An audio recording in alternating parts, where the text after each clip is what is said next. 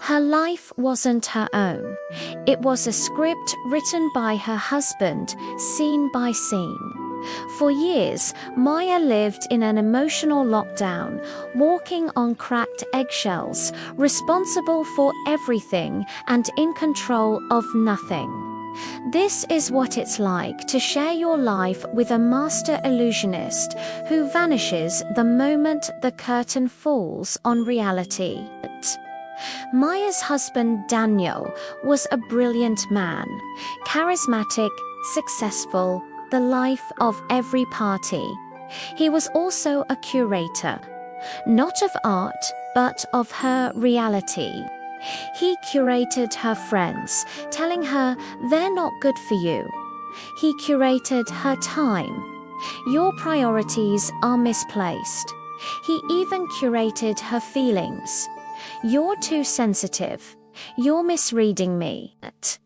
His love felt like a beautiful, airless jar. She was the prized specimen inside.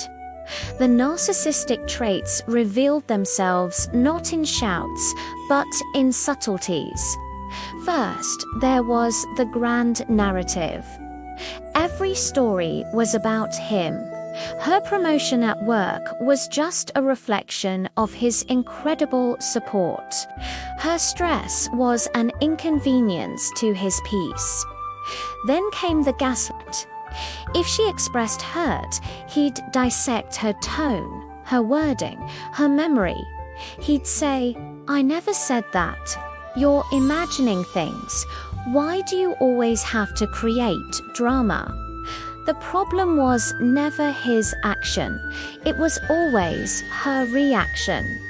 And then there was the control wrapped as care. "Let me handle the finances. You have too much on your mind." Or, "I booked the trip. I know what you'll like best." Her autonomy was gently, systematically dismantled. But the most crushing trait was his strategic disappearance. When real life, messy, demanding, imperfect intruded, Daniel evaporated. The furnace broke in the dead of winter. As Maya scrambled for a repairman, Daniel was suddenly in a critical work meeting, his phone off. Her mother had a health scare, as Maya booked emergency flights. Daniel was overwhelmed with a project and needed quiet to think. He left every unfinished situation at her feet. The logistical chaos, the emotional fallout, the difficult phone calls all were hers to manage. He would return once the storm had passed, expecting a calm home and a composed wife, ready to resume his role as the brilliant, easygoing hero of his own story. Maya's life became a heavy, exhausting solitude. She was constantly performing, the competent wife, the unflappable partner, the grateful beneficiary of his guidance.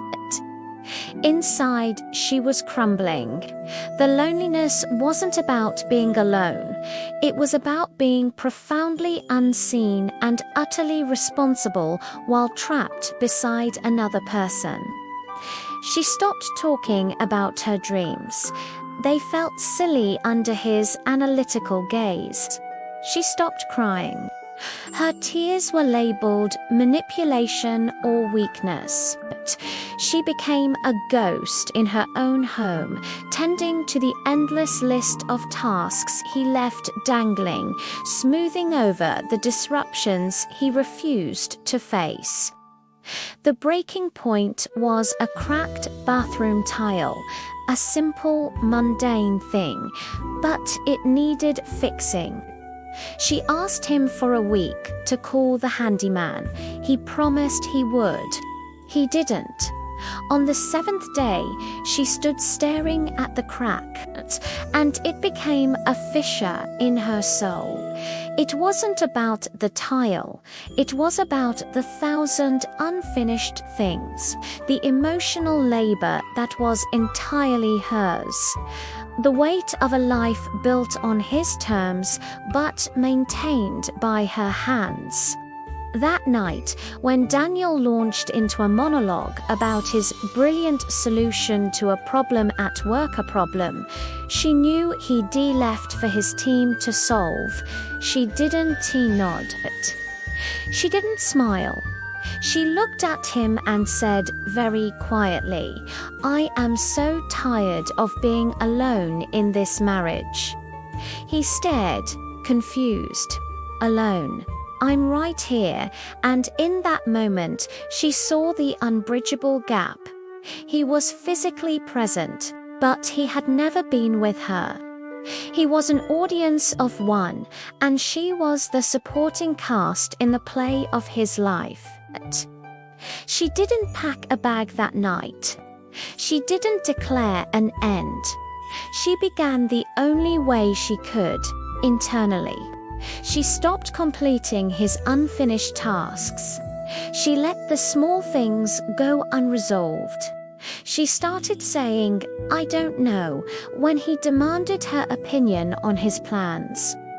She turned her attention, fragment by fragment, away from managing his world and toward listening to her own stifled voice.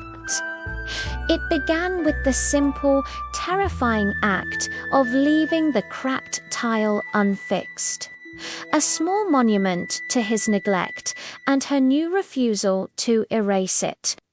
Living with a controlling narcissist is a slow surrender of self.